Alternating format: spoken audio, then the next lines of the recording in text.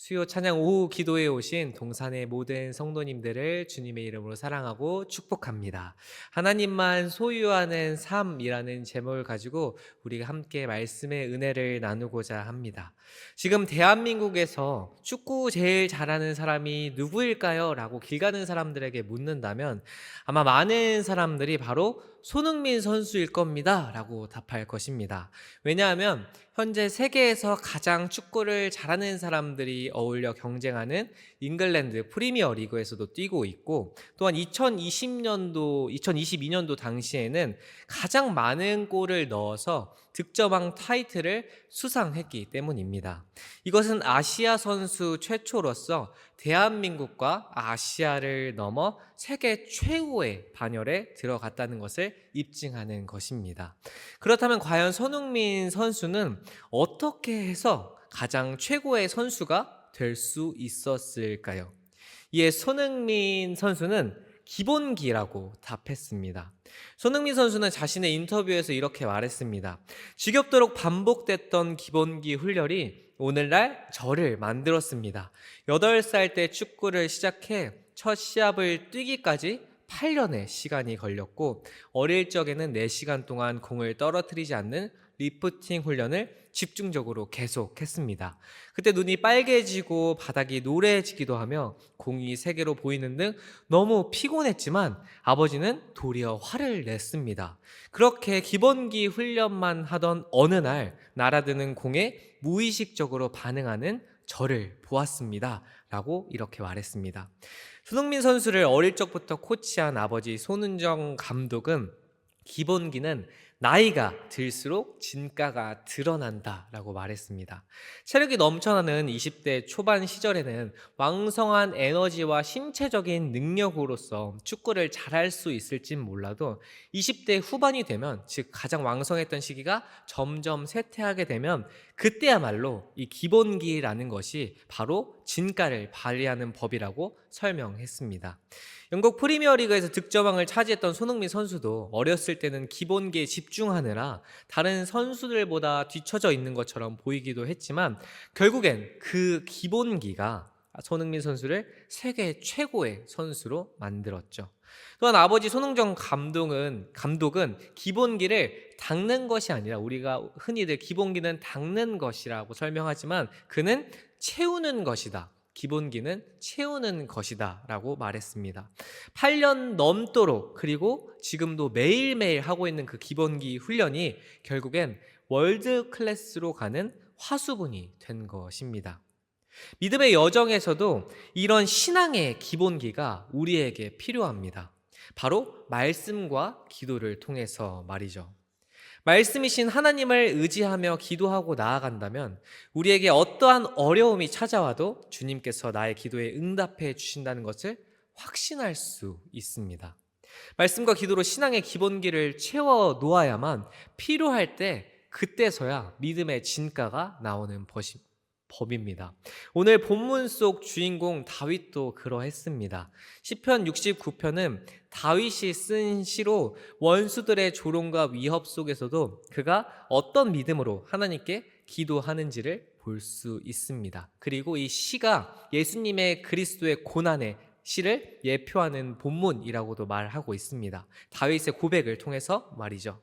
다윗은 먼저 악인들의 고난과 괴롭힘으로 위기에 몰리게 되었습니다. 이 시편 69편의 상황에서 말이죠. 그 순간 다윗은 하나님께 긴급 호출을 했습니다. 그래서 그의 첫 마디가 바로 1절에 보면은 하나님이여 나를 구원하소서입니다. 지금 다윗의 상황이 어떠했는지는 정확히 알 수는 없지만 시의 상황을 보면 지금 다윗은 깊은 수렁에 빠져 물이 목까지 차올라서 더 이상 숨을 쉴 수 없는 지경이라고 설명하고 있습니다. 물이 가슴까지만 차올라도 숨쉬기가 버거워서 겁이 나기 마련인데, 목까지 차올라서 까치발을 들고 디딜 곳조차 없는 그 죽을 것 같은 순간에 다윗은 하나님께 부르짖었습니다. 성경의 내용을 보면 다윗이 물에 빠져 죽을 뻔한 상황이 없었는데 이렇게 말한 것은 마치 죽음이 내 앞에 마주하고 있음을 시적으로 표현한 것입니다. 다윗은 이런 상황에서 얼마나 하나님께 기도를 많이 했는지 목도 마르고 눈도 지쳐서 더 이상 하나님을 바랄 수 있는 기력도 남게 되지 않았다고 말합니다. 1절부터 18절까지의 말씀을 요약하면 다윗은 물이 목까지 차서 숨을 쉴 수가 없고 큰 물에 휩쓸려 가는 것과 같은 어려움을 겪고 있다라고 말합니다. 이때 다윗은 자기의 어려움을 2절과 15절에서 큰 물이라고 표현을 하고 있는데 여기서 큰 물은 머리털보다도 많은 원수의 조롱을 상징하는 말입니다. 또한 경건한 다윗에게는 하나님의 성전을 향한 열심이 있었는데 그것 때문에 가족과 친척으로부터 외면과 고난을 받았습니다. 즉 이 시편 69편의 내용은 다윗이 다른 것이 아니라 하나님의 성전을 위해서 열심히 살았는데 가족과 친척으로부터 외면을 받게 되었고 또한 그를 조롱하는 머리털보다도 많은 원수들이 큰 무리라고 표현하면서 그를 조롱하고 있는 아픈 상황 속에서 하나님께 고백을 하고 있는 그 시가 바로 오늘의 본문인 것입니다. 동네 어른들도 길거리의 술 주정뱅이들도 다윗을 조롱했습니다. 조롱의 말은 다윗의 영혼에 박혀서 더 큰 슬픔으로 다가왔습니다. 그럼에도 다윗은 포기하지 않고 하나님께 자기 사정을 상세하게 아뢰며 구원해 주시기를 간구했죠. 하지만 19절부터 21절의 말씀을 보면 상황이 오히려 나아지기는커녕 더 힘들어져만 갔습니다. 19절부터 21절까지의 말씀입니다. 주께서 나의 비방과 수치와 능욕을 아시나이다. 나의 대적자들이 다 주님 앞에 있나이다. 비방이 나의 마음을 상하게 하여 근심이 충만하니 불쌍히 여길 자를 바라나 없고 긍휼히 여길 자를 바라나 찾지 못하였나이다. 그들이 쓸개를 나의 음식물로 주며 목마를 때에는 초를 마시게 하였사오니. 다윗은 이렇게 이 표현을 통해서 자신이 하나님만을 바라보면서 기도했지만 그의 상황은 여전히 절망적이었음을 고백했습니다. 19절의 표현을 보면 하나님께서는 다윗의 비방과 수치와 능욕을 친히 알고 계신다라고 고백하고 있습니다. 이것은 하나님께서 주의 자녀가 당하는 모욕과 수치를 다 알고 계신다는 사실을 말하는 것입니다. 다윗이 고백하는 또 다른 한 가지 사실이 있습니다. 그것은 자신뿐만 아니라 다윗의 원수도 모두 하나님 앞에 있다는 점입니다. 다윗은 아무리 원수들이 자기를 죽이려고 하고 조롱하고 괴롭힐지라도 그들도 하나님께서 지켜보고 계시기에 그가 주님께 낭망하고 슬퍼하고 기도를 하다가 포기하는 것이 아니라 오히려 더욱더 주님 앞에 기도하며 나아갈 수 있음을 고백한 것입니다. 20절의 말씀을 통해 다윗은 이렇게 말했습니다. 그들이 나를 업신여김으로 내 마음이 몹시 아픕니다. 하지만 나는 아무런 힘도 없는 자가 되었습니다. 내가 주위를 둘러보았지만 아무도 나를 불쌍히 여기는 자가 없었습니다. 나를 위로해 줄 사람을 찾았지만 아무도 없었습니다. 원수가 모욕하고 업신여김으로 다윗의 마음은 찢어질 만큼 아파했고 엄청난 외로움을 느꼈습니다. 산산이 조각난 그의 마음을 이해하고 위로해 줄 사람을 찾았지만 주위엔 아무도 없었던 것이었죠. 오히려 있다면 쓸개와 초를 먹으라고 주는 사람뿐이었습니다. 21절에서 말하는 이 초는 식초입니다. 지금 이 상황에서 자기 먹을 것에 쓸개를 넣고 목마를 때 식초를 마시게 했다는 것입니다. 쓸개를 음식물로 줬다는 것은 쓸개를 섞은 음식을 줬다는 표현입니다. 쓸개는 우리가 잘 알고 있듯이 매우 비리고 쓴 음식입니다. 그래서 사자성어 중에 와신상담이라는 것을 적어도 한 번쯤은 들어보셨을 텐데 와신상담의 뜻은 장작 위에 누워서 쓰디쓴 쓸개를 맛본다라는 뜻으로 복수나 어떤 목표를 이루기 위해 다가오는 어떠한 고난도 참고 이겨낸다는 말입니다. 여기서 와신상담의 담이 바로 쓸개인데 어떠한 고난과 어려움이 쓸개의 맛과 같다는 것을 비유로 표현한 것이죠. 이처럼 쓸개의 맛이 그만큼 쓰고 비리며 역하다는 것을 표현한 것입니다. 지금 다윗은 어려움으로 기력도 없는 상태에서 누군가 살기 위해 힘들어하는 그에게 힘을 주는 것처럼 음식을 줬는데 거기에 쓸개를 섞어서 줬다는 것입니다. 쓸개가 뭐 자양강장제처럼 야 너가 먹고 이걸 힘을 내 라는 것이 아니라 힘이 없는 상태에서 살려고 다윗이 크게 한 입 베어 물었는데 그 안에 쓸개가 섞여 있으면 비리고 써서 오히려 다 뱉어버리게 되는 것이죠. 다윗의 원수들은 이것을 재밌다고 깔깔대며 웃으면서 조롱한 것입니다. 다윗은 그 아픔을 주님께 기도하며 표현한 것이죠. 먹을 것에 쓸개를 넣고 마실 것엔 식초를 준다는 이 다윗의 표현이 이런 장면을 주고 한 것입니다. 그리고 목이 마른 상태에서 식초를 마시게 되면 오히려 훨씬 더 갈증을 일으키게 만듭니다. 그런데 지금 힘이 없고 목마른 다윗에게 쓸개를 넣은 음식과 식초를 먹고 마시라고 그 원수들이 준 것입니다. 다윗의 원수는 사람에게 기본이 되고 먹고 마시는 것을 가지고 조롱했죠. 짐승에게도 그렇게 하지 않는 법인데 다윗의 원수는 그를 짐승보다도 못한 존재로 여겼습니다. 짐승보다도 못한 취급을 받은 다윗은 도리어 하나님께 나아가 기도했습니다. 자기를 도와주며 위로할 사람을 찾았지만 쓸개와 식초로 조롱하는 사람뿐인 그 현실 속에서 사람과 환경의 위로를 구하지 않고 오직 하나님의 위로와 평안, 함께 하심을 구했습니다. 이러한 다윗의 고난과 어려움은 앞서 말했던 것처럼 9절의 말씀을 보면 더욱 자세하게 알 수 있습니다. 9절의 말씀입니다. 주의 집을 위하는 열성이 나를 삼키고 주를 비방하는 비방이 내게 미쳤나이다. 다윗의 역경은 성전을 위한 마음 때문이었습니다. 그래서 그는 하나님의 의로움에 호소하며 원수들에게 하나님의 공의로 심판해 주시기를 간구했습니다. 22절부터 25절까지의 말씀입니다.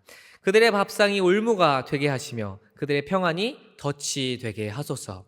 그들의 눈이 어두워 보지 못하게 하시며 그들의 허리가 항상 떨리게 하소서. 주의 분노를 그들의 위에 부으시며 주의 맹렬하신 노가 그들에게 미치게 하소서. 그들의 거처가 황폐하게 하시며 그들의 장막에 사는 자가 없게 하소서. 자기에게 쓸개와 식초를 주면서 조롱한 밥상이 올무가 되어 원수들의 평안함이 덫이 되도록 다윗은 하나님께 기도했습니다. 22절에서 다윗은 올무와 덫이라는 이 표현을 통해서 사냥할 때 사용하는 단어를 사용했습니다. 사냥꾼은 덫을 놓을 때 음식을 그 위에 두어서 먹이를 먹다가 탁 하고 걸리도록 만듭니다.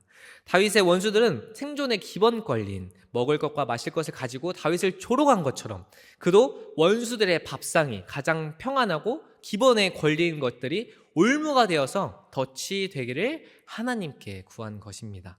원수들은 배고프며 목마르며 힘이 없는 다윗에게 쓸개와 식초를 주면서 아까 골탕 먹이면서 좋아했다고 했습니다. 마치 야 아까 저 다윗의 표정을 봤어? 살려고 발버둥 치는데 우리가 먹을 것을 주니까 표정 밝아지는 거?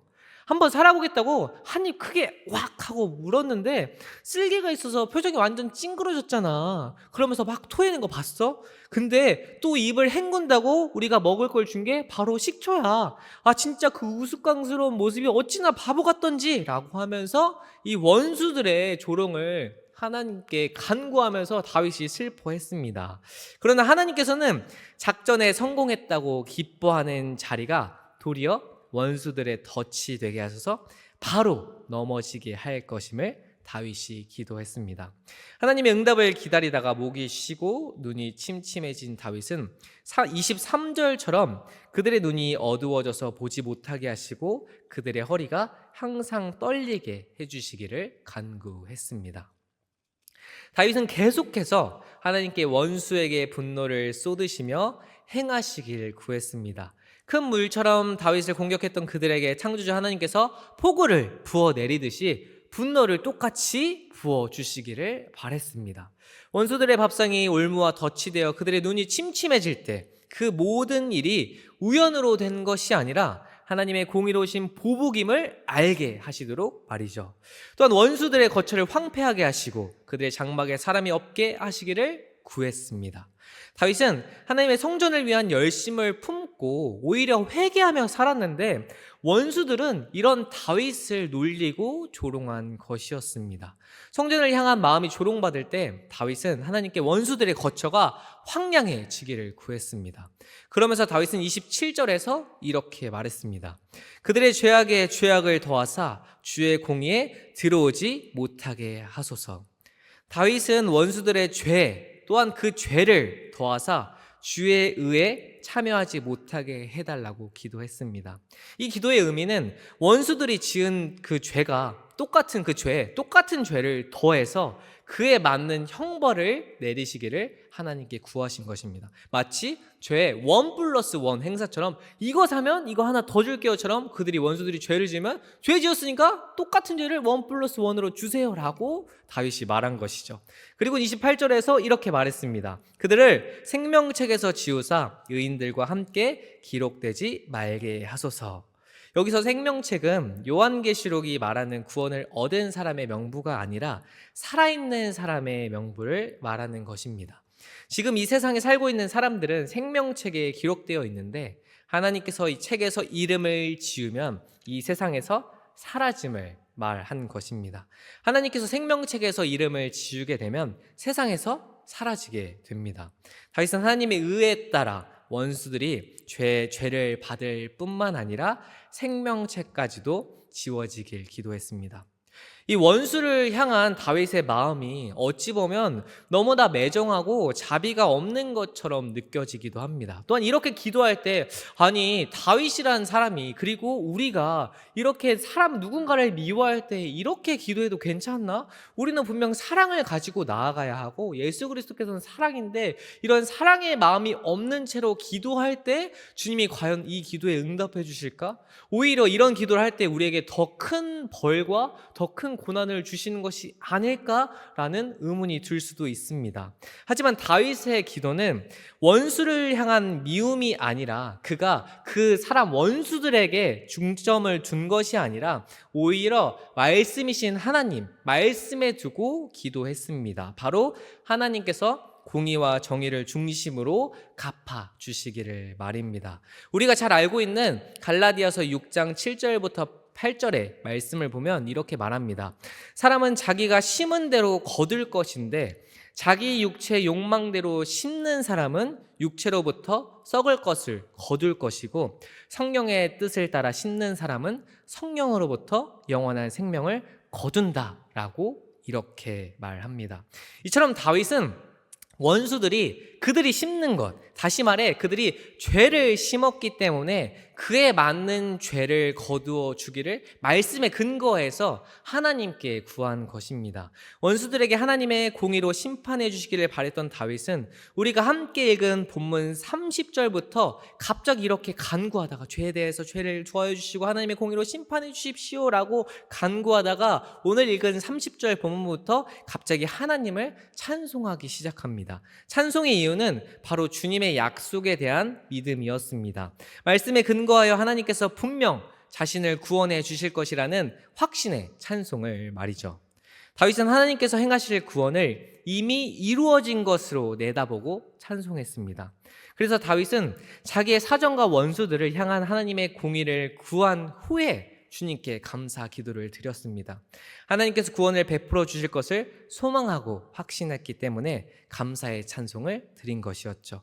물론 구원을 얻은 후에 감사할 수 있습니다. 우리가 당면한 어려움을 마주하다 보면 앞에 있는 저도 어려움 가운데 주님께 간절히 기도하면서 주님 이 어려움이 지나갈 수 있도록 저의 기도를 들어주세요 라고 기도를 한 후에 그 기도가 응답되면 주님 너무 감사합니다. 제 기도에 응답해 주셨군요. 주님 너무 감사해요 라는 마음이 들 수 있지만 다윗은 이 고난 중에 자신이 문제가 해결되지 않았던 중에도 주님 너무 감사합니다. 어차피 이 모든 일을 주님께서 행해 주실 것이고 저를 구원해 주실 것이니 도리어 감사합니다 라고 그 구원이 오히려 그 어려움이 해결되지도 않았는데 그 전부터 그는 감사했습니다. 왜냐하면 그가 세상의 시선으로 두지 않고 하나님의 시선을 두었을 때 어차피 우리가 말씀을 의지할 때 하나님께서는 그 말씀을 따라 분명히 이루어 주실 것이기에 나는 말씀만 의지하면 된다. 하나님의 뜻을 따라서 말씀을 의지하면 된다라는 그 깊은 확신이 그에게 숨겨져 있었습니다. 이후 다윗은 31절에서 이렇게 고백하고 있습니다. 31절의 말씀입니다. 이것은 소, 곧 뿔과 굽이 있는 황소를 드림보다 여호와를 더욱 기쁘시게 함이 될 것이라. 아멘. 농경사회에서 황소는 그 무엇보다도 중요한 재산이었습니다. 이때 불과 굽이 있다는 뜻은, 이 성경이 말하고 있는 불과 굽이 있다는 뜻은 너무 어리지도 않고 너무 늙지도 않은 황소로 힘을 쓰기에 가장 적절하고 좋은 소라는 표현입니다. 다시 말해서 다윗은 당시 가장 귀한 황소, 당시에는 황소가 엄청 귀했는데 그 귀한 황소가 늙지도 않고 어리지도 않아서 가장 힘이 좋을 때 그것을 하나님께 드리는 것보다도 전심으로 하나님을 찬송하는 것을 여호와 하나님께서 더 기뻐하고 계신다는 것을 고백한 것입니다. 그래서 히브리서 13장 15절에서도 이렇게 말하고 있습니다. 우리 히브리서 13장 15절의 말씀을 함께 읽도록 하겠습니다. 그러므로 우리는 예수로 말미암아 항상 찬송의 제사를 하나님께 드리자. 이는 그 이름을 증언하는 입술의 열매니라. 아멘. 히브리서 저자는 항상 찬송의 제사를 하나님께 드리라고 말합니다. 예수 그리스도의 구원을 생각해 본다면 우리는 항상 주님을 찬양할 수밖에 없습니다. 왜냐하면 죄가 없으신 예수 그리스도께서 우리를 위해 고난 받으시고 대신 죽으심으로 우리에게 영원한 생명을 선물로 주셨기 때문입니다. 하나님께서는 우리에게 예수 그리스도를 내어주심으로써 영원한 생명과 호흡을 주셨습니다. 그래서 시편 가장 마지막 장 마지막 절에 보면 호흡이 있는 자마다 하나님을 찬양할지어다 라고 이렇게 얘기하고 있습니다. 그렇기에 우린 주님을 이처럼 찬양할 수밖에 없습니다. 우리가 이 땅에 태어난 것도, 우리가 고난 가운데 있고 어려움에 있어도 그럼에도 하나님께서 우리의 호흡을 책임져 주시지 않으면 우리는 살아갈 수밖에 없는 연약한 존재입니다. 그렇기에 하나님께서 우리에게 그 고난 가운데 있더라도 호흡을 주신 것만으로도, 그 하나만으로도 우리는 주님을 찬송하고 감사할 수 있는 이유가 넘쳐나는 것입니다. 다윗은 이것을 알았기에 어려움 가운데 있어도 하나님을 먼저 고난 가운데 찬송했던 것이었습니다. 이후 32절부터 34절의 말씀입니다. 곤고한 자가 이를 보고 기뻐하나니 하나님을 찾는 너희들아 너희 마음을 소생하게 할지어다. 여호와는 궁핍한 자의 소리를 들으시며 자기로 말미암아 갇힌 자를 멸시하지 아니하시나니 천지가 그를 찬송할 것이요 바다와 그중 모든 생물도 그리할지로다. 아멘. 이 32절에서 말하고 있는 곤고한 자는 자기 뜻대로 살지 않고 하나님의 때를 기다리는 자를 말합니다. 신앙의 기본이 쌓이면 어려움과 고난을 마주하더라도 하나님의 일하심을 분명히 알고 있기 때문에 그 고난을 인내하게 됩니다. 그래서 다윗은 33절에서 하나님께서 우리의 부르짖음에 절대 외면하지 않으시고 귀를 기울이신다라고 말하고 있습니다. 결국 원수들이 나를 흔들고 조롱하며 모욕할지라도, 나에게 쓸개를 주고 식초를 주고 그 모습을 비웃고 또한 조롱하고 내 마음을 아프게 할지라도 나는 너희들이 주님이 다 보고 계시고 또한 주님이 하실 것이기에 주님을 찬양할 수밖에 없다라고 고백한 것입니다. 그는 감사로 이 고난을 이겨낸 것입니다. 다윗은 사울의 질투와 욕심으로 이유 없는 모진 핍박과 고난을 겪었습니다. 그 과정에서 다윗은 자기 교만과 욕심을 버리게 되는 그 훈련의 과정을 견뎠습니다. 그리고 더욱 하나님만을 의지했습니다. 그 훈련의 과정 속에서 내가 말씀이신 하나님을 의지하고 기도했던 그 기본기들이 고난을 통해서 인내하며 하나씩 쌓여갔던 것이었죠. 분명 다윗도 자기의 연약함으로 넘어지긴 했지만 그애는 하나님의 중심이 되어야 한다는 것을 그 인내의 과정을 통해서 누구보다 잘 알고 있었고 경험했던 자였습니다. 우리는 가끔 다윗의 위대함만을 바라볼 때가 많습니다. 저도 주일학교를 하면서 어릴 적부터 유치부와 유년부를 하면서 아이들에게 설교를 할 때 우리가 다윗과 같은 위대한 자가 되어야 하지 않을까? 성경은 다윗을 너무나도 위대한 자로 표현을 하고 있고 또한 오늘날 유대인들도 그 오실 왕을 다윗과 같은 자로 묘사하고 있기 때문에 우리가 다윗을 보면 나도 다윗처럼 하나님께 크게 쓰임받고 인정받고 세상에서 내노라 하는 그리스도인이 되고 싶은데 어떻게 하면 나도 다윗과 같이 쓰임받을 수 있을까? 저 앞에 있는 저조차도 나도 다윗과 같이 하나님께서 사랑해 주시고 써주시면 너무 좋을 것 같은데 라는 생각을 할 때가 많습니다. 다윗과 골리앗의 싸움, 전쟁에서의 승리, 다윗 왕궁 등의 명성들을 보면 주님의 형통하심이 바로 이런 것이구나 라고 생각하기도 합니다. 그래서 우리도 다윗과 같이 하나님께서 함께 하심으로 세상에서 형통케 되기를 바랄 때가 참으로 많은 것 같습니다.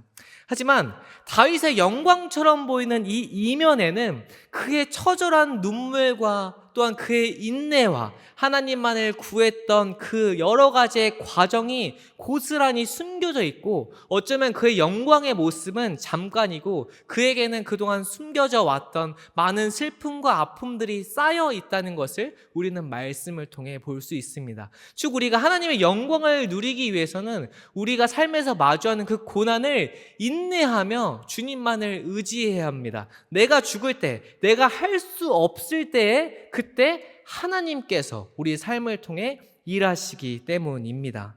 말씀과 기도로 우리가 얼만큼 그 기본기를 다져 놓아야 할 때 그때 우리가 그 믿음의 진가가 드러나는 것입니다. 우리가 삶 가운데서 고난을 받아야 할 때면 그것을 인내하며 그때는 연단으로 이겨야 할 때입니다.